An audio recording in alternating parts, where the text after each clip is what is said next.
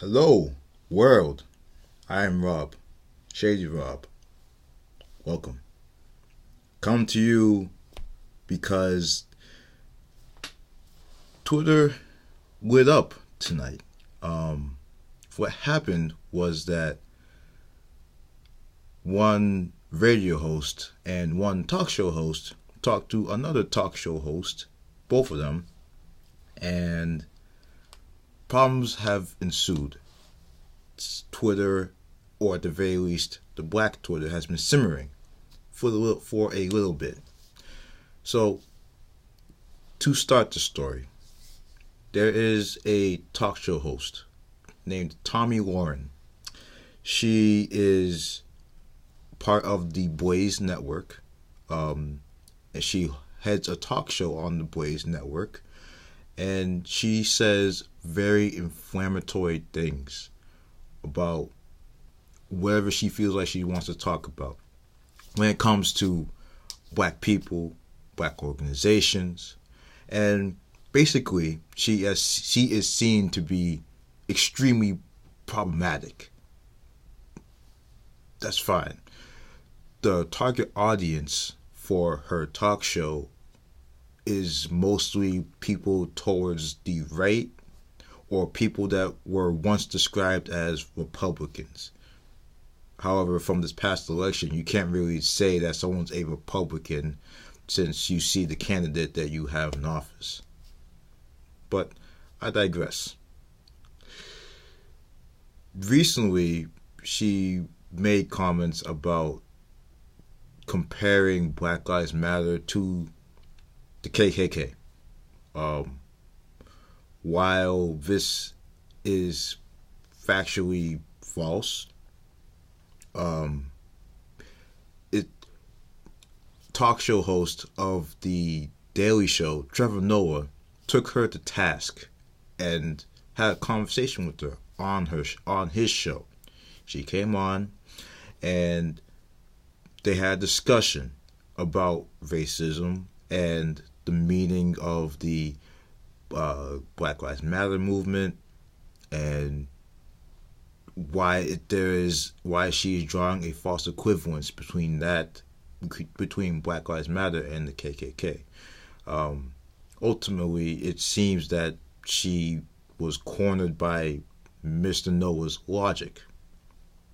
So, a second individual goes by the name of Charlamagne the God.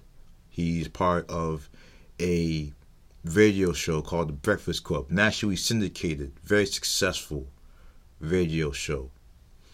And he took it to task to talk to Miss Lahren as well. Now, he has talked to her in the past about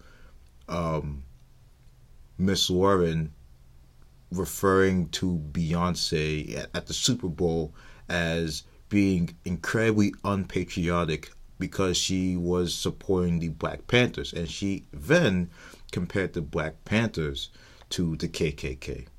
So right now we're already seeing that whenever there are groups that are trying to better segments or the entirety of black people, she wants to label them as the KKK. But that's her prerogative. So Charlamagne back then talked to her and reached out to her and had a conversation on her show, saying that the Black Panthers were more about the protection and well-being of black people more than the assault and demonizing of white people. I don't think that she understood then because she's still making these comments now. So Charlamagne decided to take her aside once again, have a conversation with her, and, took a picture with her, whatever, Instagram. I don't have it, but regardless, they did social media things. So Miss Charlamagne the God talked to Miss Lahren last week, and this week, or actually tonight, or yesterday, tonight he made comments. He made a comment of potential false equivalence between Miss Lahren and the success that she has garnered based on the network that she is on, the Blaze. The comment was, would be dope if a young black or Hispanic liberal used social media to create a platform to be a voice like Tomi Lahren did. Those are Charlamagne the God's words. So Twitter, or Black Twitter, instantly lit aflame, and they went and they came for his head, as they usually do when he does things that, when Charlamagne the God or other people do things that are not within the wheelhouse of what is accepted by Black Twitter. So that's the summation of the argument right now. And I come to you with 3 points, or 3 questions, or 3 issues.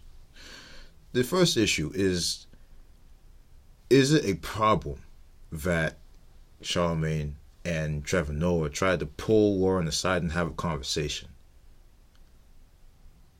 Because on Twitter, some people were like, "Oh, you are uplifting this white woman." Because also on Twitter, there were pictures that showed up that, Trevor Noah sent Miss Lahren cupcakes, and Charlamagne God took a picture with Miss Lahren, and people were like, "Why are you upholding this white woman who's saying these terrible things?" So that's the first issue. The way that she is currently with her inflammatory rhetoric towards people that are not white, or in this framing of the issue, her comments towards black people, is it truly possible that a conversation with her could be productive? So my opinion on that is that both Mr. Noah and Charlamagne did the right thing in trying to talk to her, because as as Mr. Chipotle once said, "These is nice, you gotta hear both sides." Now, I already know that she spouts violent and borderline hateful speech. She spouts these things. She says these things. She's flying. She's shooting from the hip. It's to be expected of her right now to say hateful things and derogatory things about black people. I get it. But I feel that if you have the chance to, at the very least, understand where this person is coming from, and understand where they are, she is getting her facts, and understand what the hell is going on, then we as a black group, as black people, could possibly gain an ally that could benefit us in the future. And now people might say to me, "Oh, you're ridiculous." Think of it like this: at some point, we as black people, as individuals, and as a group, and as segmented groups within the black umbrella, have to start making chess moves. We already know we're down 40 in the game of life. It's tough for many black people of all races, of all ethnicities, of religions, sexual orientations, man, woman, child. We know it's tough, but we got to stop making these chess moves. And one of the chess moves that we can make is to recognize who can be used for the benefit of the race.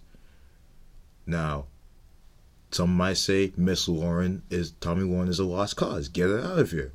And I would agree that, okay, she's a lost cause, get her out of here. But on the other hand, if you could have a conversation with someone you could tone down or stop what's going on what they're saying and change the way that they think, change their rhetoric, then it's worth it to take that chance. Because if you see an issue and you choose to ignore it, then if that issue becomes a worse and worse problem, and now you have to address it reactively, now it's only on you to say, you know what, I could have solved this earlier. Now, discussions like this, it has just a heaping pile of undertones that, you have to address through and through and through. And, I'll try to get as many as I can in the video, but the point I'm trying to make right now is I see it as a win-win to try to talk to this person. And my reasoning is simple. If we do talk to her, we talk to this person and they change their ways to an extent. They change their ways. They alter the language that is being said, or their thought process is altered just even the slightest bit. That's a success. Now, maybe she will not go 10% as hard on black people, or maybe she will try to say, well, let's hear both sides, or something like that. Now it could be beneficial down the line. And if we talk to her and she does not change, then we as people know, okay, we gave this person one shot. She did not pan out. All right, let's just mark her as lost cause, get her out the paint and keep it moving. But it's worth the effort, in my opinion, because you have someone on that level, you have someone that is that young, and you have someone that the way that she is right now, it looks like she's going to be in the spotlight for a pretty long time. So it's worth it to, at the very least, try to nip this in the bud now. Because if you're trying to if you were trying to have the same kind of conversation with Bill O'Reilly, with Rush Limbaugh, with Glenn Beck, they already made their money off of this for a very long time. You're not convincing them. Tomi Lahren is new to the game. So if you are able to nip this in the bud immediately, or at the very least steer her away from all the way to the right rhetoric, all the way pulling up from 80 full court shots that make no sense, but it's just ridiculous what she's saying. Now you can start getting somewhere. And now she has shown, if she tries to change her attitudes, that she has the propensity to actually change. And Tomi Lahren is 24 years old. I'm her age. I'm her age. I'm literally the same age as her. I think that you understand that me and her are 24 years old, right? So the point is that I see it as a win-win situation to try to combat her rhetoric, prove that she is wrong. I see it as this: you have someone like Tomi Lahren. If you can break down the holes in her argument and build it back up with what is right and what is factual about black people in general and black people history, then we can start moving forward with her. And even though she's not going to be someone who, as Twitter would say, invite to the picnic, she still provides a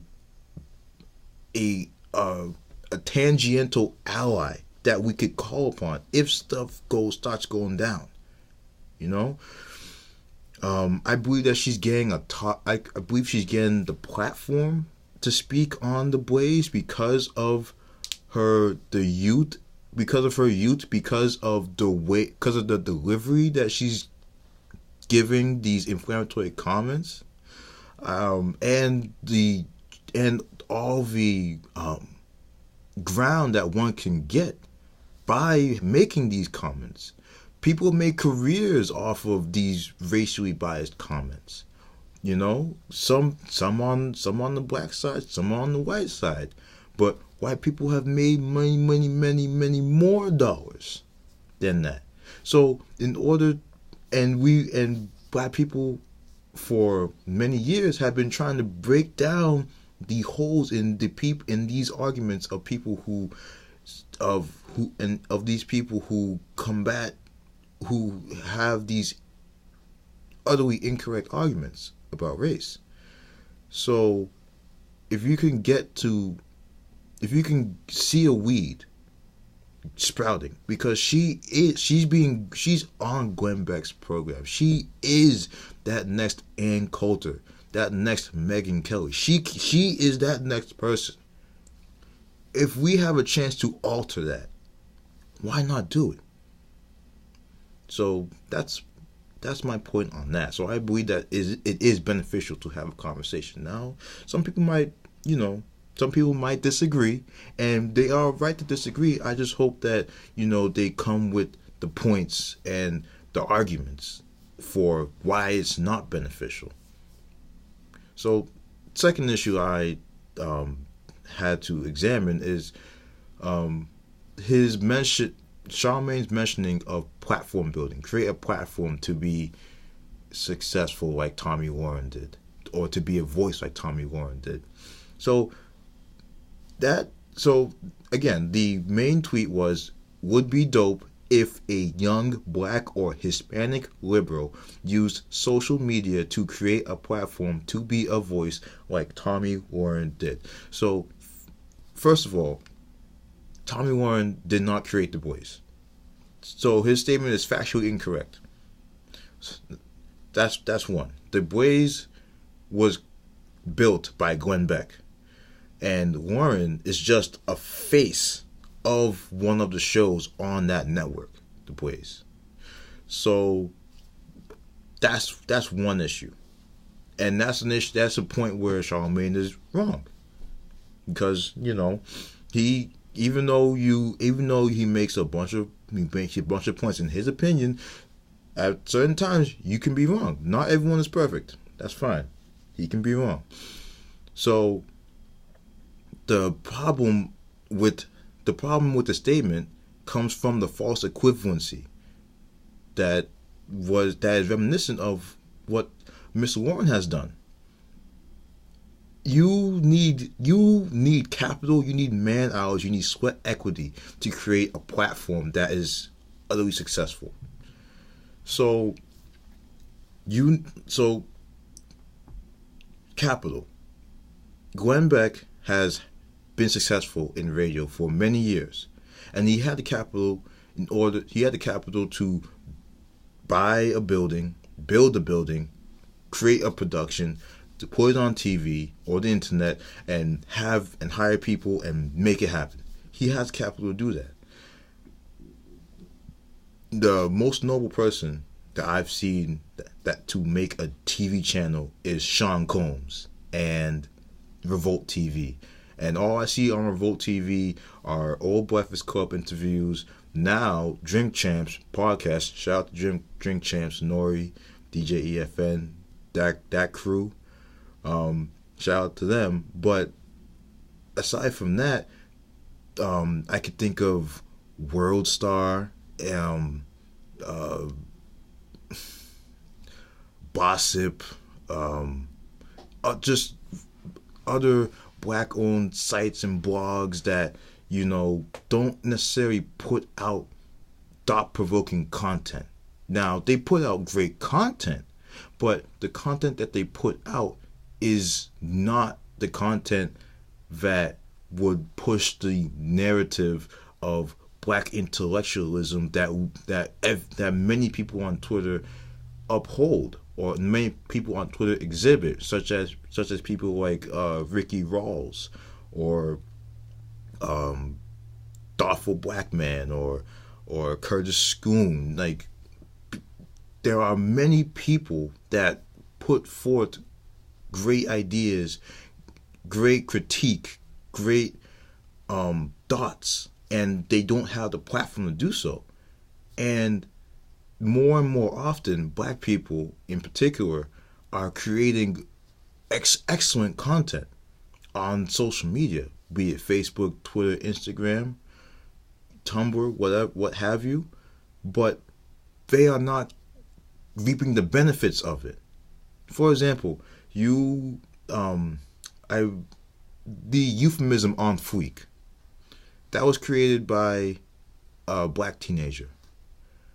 That black teenager, while she created the phrase, and you know that the phrase has taken off to the point where everyone and their mama wants to say "on fleek" now, but she has not seen a dime of that money.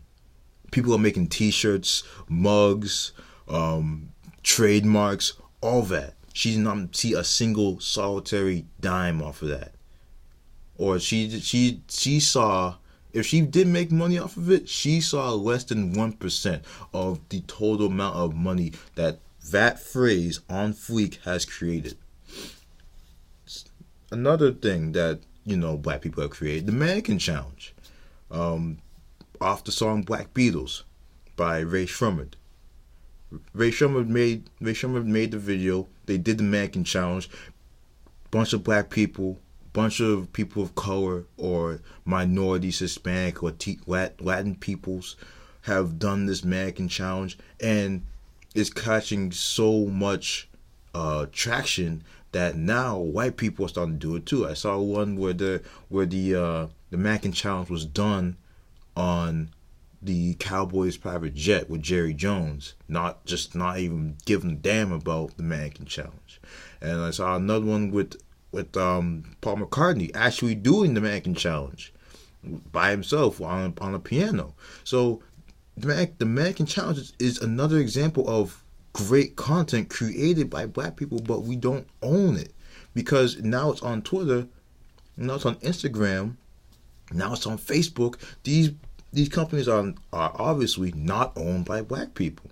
So when Charlamagne God is saying create the platform so that you could have the content and control the narrative, we are completely fine with controlling content, but or creating content, but we don't. But right now there are no platforms that will push that kind of content in a manner beneficial to the content creators.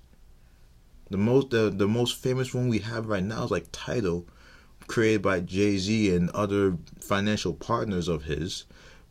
Jay-Z arguably owns Tidal, but if he owns it, he probably owns like 50.5%, whatever. But the point is that Jay-Z made Tidal to benefit the content creators. He made the platform. He put up the capital, made the platform. Now it's up to other people to either create the platform via website or blog or just a interface and have people put the content on. For example, Vine. Vine was insanely popular, but Vine was popular because of all the videos made by Hispanic people, Latino people, black people, Muslim people, people of minorities, and to an extent, white people as well. But the point that I'm trying to make is that blogs and websites exist for black people, but the voices that are truly pushing conversations forward on crucial issues that affect their respective communities, as far as minorities go, they're not being created.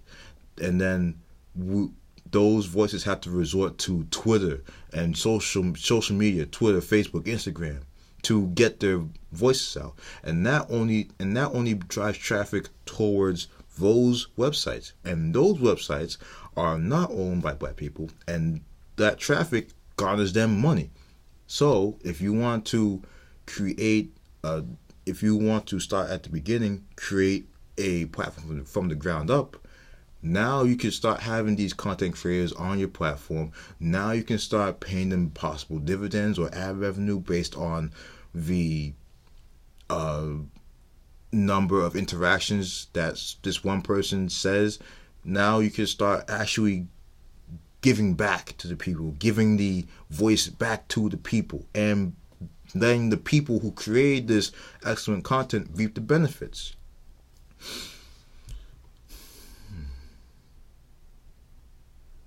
Okay, I'm just reading the cliff notes of what I want to say because I gotta stay on task.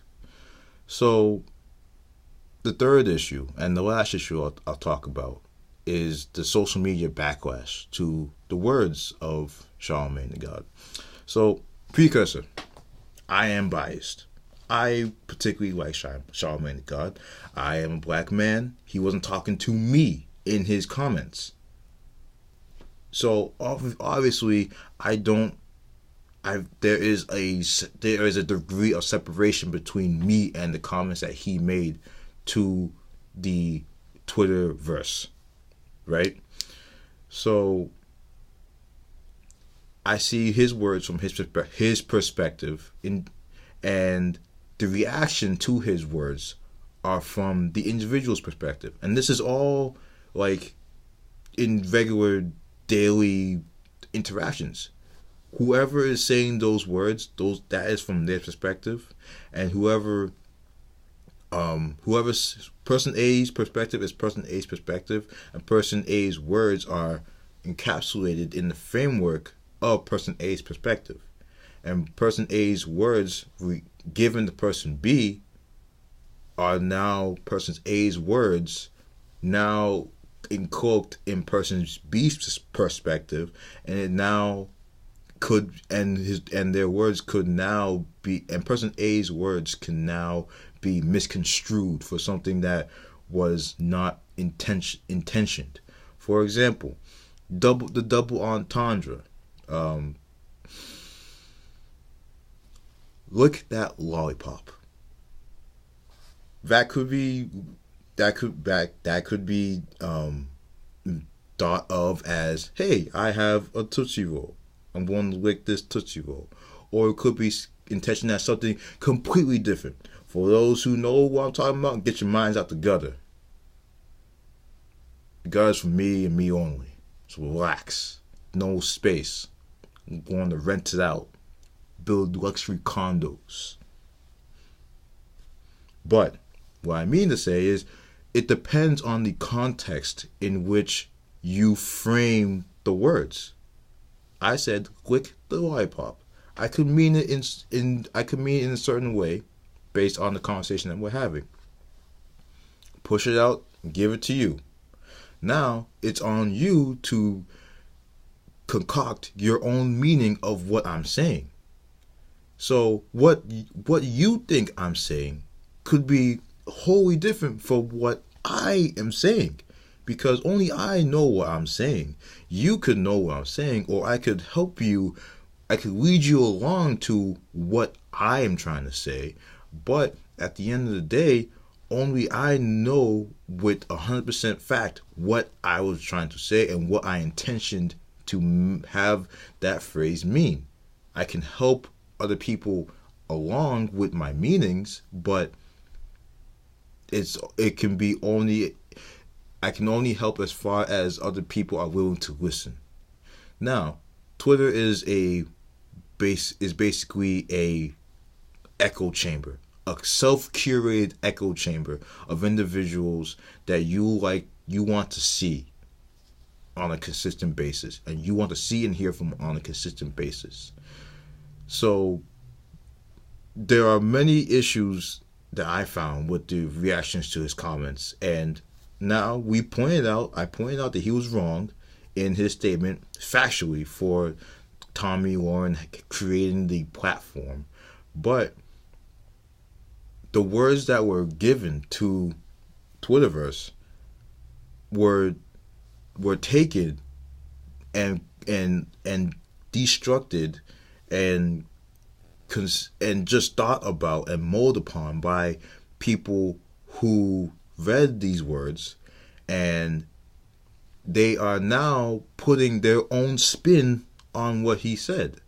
So now people are saying, oh, you should do, because now many black women and Latina women and women of color and minority women took offense to his tweet, because it seems, and now I can only paraphrase because of course I'm not a woman, but my interpretation of how women feel from the reaction on social media is that it's wrong for you to try to put all this pressure on the woman to make this channel or to make this platform. Why are you not calling out the men to do that? Why are you not putting the onus on other people to do that? Why us? You know, that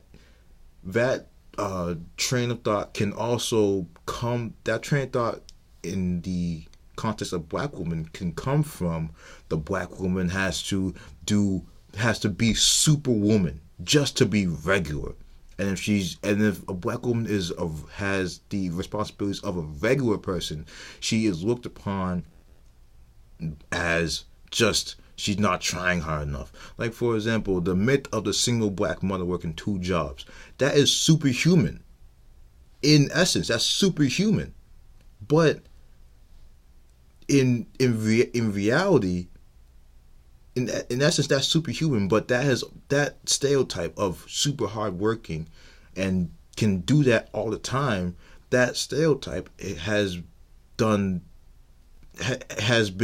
detrimental to black women, because no one, only the strongest of people can do that, and black women have had to rise to that occasion many more times than they would wish to actually have to do so. If someone was willing to do that, then that's cool on them. But black women have been saddled for a long time responsibilities of child rearing and providing in a single parent household, and it's been unfair to them. So they've had to do all that and more just to make a livable life for their offspring.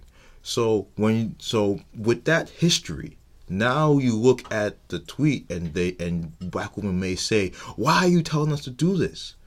Why are you saying that we should do this? Where are you? How come you can't do it? You know, and to an extent, I understand where they're coming from, because why are you going to say that? Why are you going to say, from the black woman's perspective, why are you going to tell them to get a content creation and content platform like Warren has? But to Charlamagne's perspective, his perspective is that you shape and create the life that you have. If you are putting out this great content, then you should be able to put in the work, build the platform, push your content, and then you will reap the benefits. That is his mentality. His mentality is there is no such thing, or his mentality is basically you got to get what you want out of this life, and it's on you to get it. No one's going to give it to you. Now, black people as in general do not have those systems in place in order to uplift people and make people profit and give people a livelihood just to speak. White people have had that for many years. So black people are behind in that respect. But the base of his side of the argument is basically, we can do this. You guys, let's team up. Because I was reading his tweets after that original tweet, and he's basically saying, where are these networks? I want to find them. I want to talk to these people. I want to get these people on the air. I want to help. I want to build. That's the crux of what he's trying to get at. He wants to build, right? Now, his mind state is, I'm saying this so that women can get a fire under them and we can get stuff going, right? While some women are looking at this and saying, why is this man denigrating us once again? Because he's had a history of not caring for us. Trevor Noah and him have been simping and kneeling down for this young white girl so that she could understand stuff that she already understands, and like they're banging her backwards to make sure that she understands something that she already understands but she doesn't care about at all, and just a lot of skeletons and negative thoughts and factual yet detrimental ideologies and ideas are being lumped upon into this response to Charlamagne. So people pounced on him. That's their right. I mean, it's social media. You can do that if you want. Me, I just look at it. I might retweet it or like it, and I'll move on. But I saw so much response from this that, I thought, me tweeting this, I'm terrible at tweeting. I might as well get a video out and try to tell my side that way. So, my opinion on just the backlash from his tweet is that nothing is ever accomplished. No progress can be made without a one-on-one conversation between parties. Now, that's what Trevor Noah did with Miss Lahren. That's what Charlamagne did with Miss Lahren. Now, social media is a conversation with everyone in the room listening. It's too easy to lose the point of the conversation in the midst of the hubbub and the comments and the what about this and what about that. It's too easy to lose the focus of why you're there, of what is the purpose of this meeting, So it's easy to get distracted on social media. Because you might be saying one thing and then 14 people respond to you, and then you got to try to respond to these people one at a time, or you only respond to the people that are actually trying to have a civil conversation with you. And then now people are saying, oh, why are you not responding to me? Because I'm right. Nothing can happen because, again, social media is an echo chamber of the people and places and just content that you want to see on a regular basis. And this will be my last addendum to point number 3. Crystal, co-host of the Read podcast. She's a very successful black woman who has created an extremely successful brand based on political thought and quote-unquote shade. She's doing amazing for herself. She's in New York. She's probably in New York right now, walking around the streets, blowing down the weed crazy. Because that's what she likes to do. I would suggest that if anyone who wants to get a great perspective on black queer life and black queer life as a woman, listen to the Read. I listen to it. And even though I don't agree with a lot of stuff that they may say about straight black men, which I am, I understand where they're coming from. So Crystal has made a great brand for herself. And she responded to Charlamagne. And she said, if I choose to cuss out Charlamagne, trust it won't be free on Twitter. You can feel however you want about that. And personally, it's the best response I've seen so far. And why is that a beneficial response? Because at the end of the day, you have to have conversation. You have to have productive. Yeah, your time has to be productive. Nothing, unless you're getting paid to tweet on Twitter, nothing is productive on Twitter. Twitter is a time sink for you. Value your time. Your time is the one thing that you can't get back. Time and tuning and time and encapsulated in time youth. You can't get those back. Value your time, produce content and channels and constructive projects instead of firing off tweets and comments from your Wi-Fi device. It does not work. You have to be about your business. You have to be about the money. You have to realize that I'm here. I need to go get it. Like I need to go get it like I want to live when I'm 35. And you have to realize that, if you're just tweeting this stuff and tweeting, oh, you're terrible and, you're misogynist and this and that, that's cool. If you, you can do that if that one fits your narrative and two gets you paid. But if it fits your narrative but doesn't get you paid, you're just wasting your time for followers. And if it does not fit your narrative and you don't get paid, then what the hell are you doing in the first place? At that point, if the backlash that is in line with everyone else's backlash does not fit your personal narrative or does not line your pockets, then what the hell are you doing? You're wasting your time talking to people that want to agree with you just for possibly the additional followers or likes or retweets, and that's dumb. Because you can't, because you have not found a way to make money off of that. Right now, we have to live underneath a capitalist economy, and that totally sucks. But this is the card that we have been dealt, and and capitalism probably is hand in hand with white supremacy. But at the end of the day, you have to get it how you live. I know that the only thing that can protect me and my family is personal wealth. I can't do that by myself. If a gang of 15 people come up to my door, I'm only one person.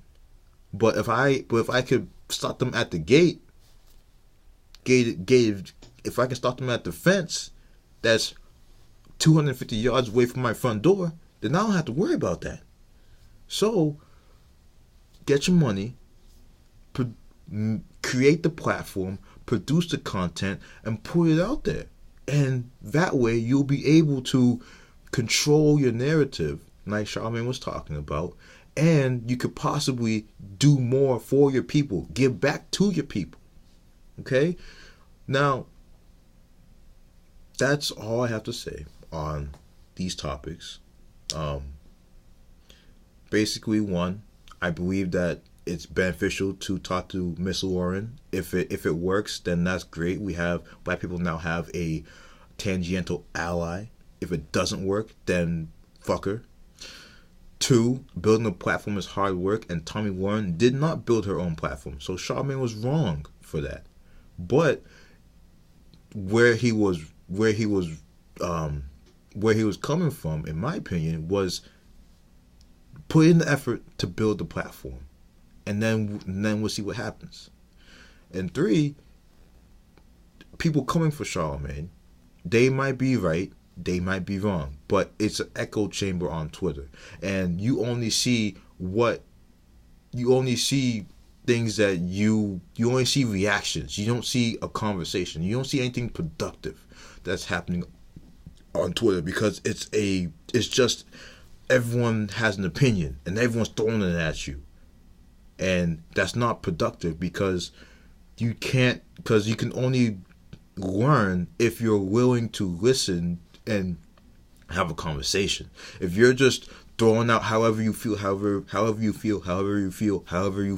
then you're never going to gain understanding of what it is to feel that type of way, or what motivated this person to do XYZ.